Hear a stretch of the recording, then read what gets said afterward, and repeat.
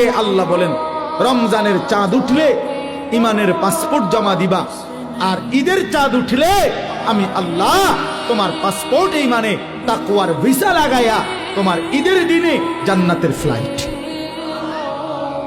মজার বিষয় শুনেন, এই জন্য হাদিসে আছে কোন ইমানদার রোজাদার রমজান মাসে যখন হক আদায় করে, আল্লাহর হুকুম পালন করে সবগুলো, তখন ঈদের দিন আল্লাহ ফেরেশতাদেরকে জিজ্ঞেস করে, হাদিসে আছে যে ফেরেশতারা বলো তো, কোন শ্রমিক তার মালিকের কর্ম হুকুম, তার মালিকের পক্ষ থেকে অর্পিত দায়িত্ব যদি 100 পূর্ণ করে, তাহলে তার মজুরি পারিশ্রমিক কি হওয়া উচিত?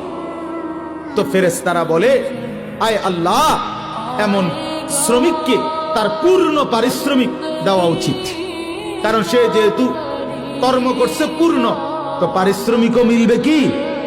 পূর্ণ।